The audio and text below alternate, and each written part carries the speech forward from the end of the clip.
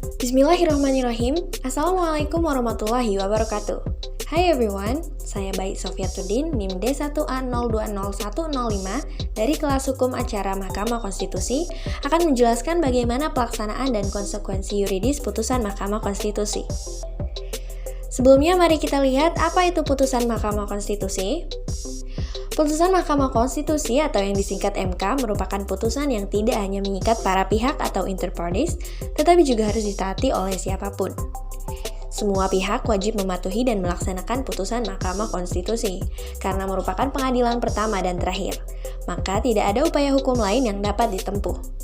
Tegasnya, putusan Mahkamah Konstitusi yang telah memiliki kekuatan hukum tetap dengan serta-merta memiliki kekuatan hukum mengikat untuk dilaksanakan. Lalu, bagaimana pelaksanaannya? Di dalam pasal 57 Undang-Undang Nomor 24 Tahun 2003 tentang Mahkamah Konstitusi menyatakan, putusan Mahkamah Konstitusi yang amar putusannya menyatakan bahwa materi muatan ayat, pasal, dan atau bagian undang-undang bertentangan dengan Undang-Undang Dasar 1945, materi muatan ayat, pasal, dan atau bagian undang-undang tersebut tidak mempunyai kekuatan hukum mengikat.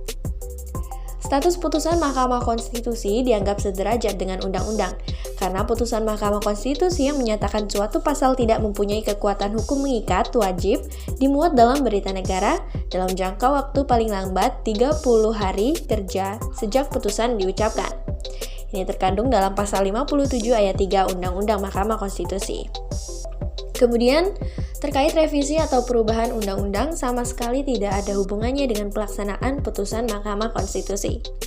Biasanya, perubahan undang-undang dilakukan hanya untuk mensinkronkan dengan pasal-pasal yang telah dinyatakan tidak mempunyai kekuatan hukum mengikat oleh Mahkamah Konstitusi.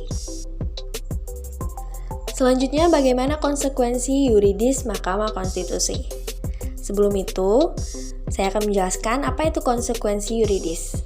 Jadi konsekuensi yuridis adalah seluruh perbuatan hukum yang telah dilakukan dianggap sah.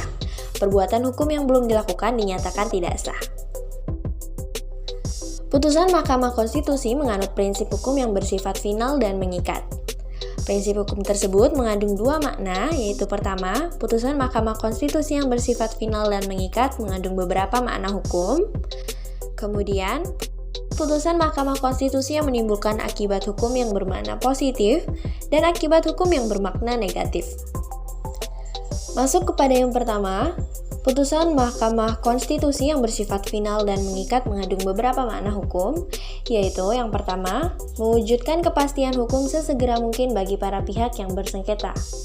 Selanjutnya, Mahkamah Konstitusi sebagai pengadilan konstitusional berbeda halnya dengan pengadilan konvensional yang menerapkan ruang untuk menempuh upaya hukum. Selanjutnya, bermakna sebagai prekayasa hukum, dalam artian Mahkamah Konstitusi melalui putusan-putusannya diharapkan mampu merekayasa hukum sesuai yang telah digariskan oleh Undang-Undang Dasar 1945 sebagai konstitusi atau grounded. Selanjutnya, Mahkamah Konstitusi sebagai penjaga dan penafsir tunggal konstitusi. Dengan demikian, kehadiran Mahkamah Konstitusi dalam sistem ketatanegaraan Indonesia diharapkan mampu menjaga stabilitas segenap elemen negara untuk tetap sejalan dengan amanat konstitusi. Kedua, putusan Mahkamah Konstitusi yang bersifat final dan mengikat melahirkan sejumlah akibat hukum dalam penerapannya. Dalam hal ini digolongkan ke dalam dua garis besar, yakni putusan Mahkamah Konstitusi yang menimbulkan akibat hukum yang bermakna positif dan akibat hukum yang bermakna negatif. Adapun akibat hukum yang bermakna positif yaitu mengakhiri suatu sengketa hukum, menjaga prinsip checks and balance, dan mendorong terjadinya proses politik.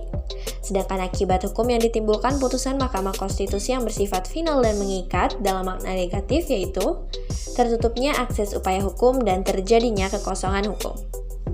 Sekian yang dapat saya sampaikan. Terima kasih. Wassalamualaikum warahmatullahi wabarakatuh.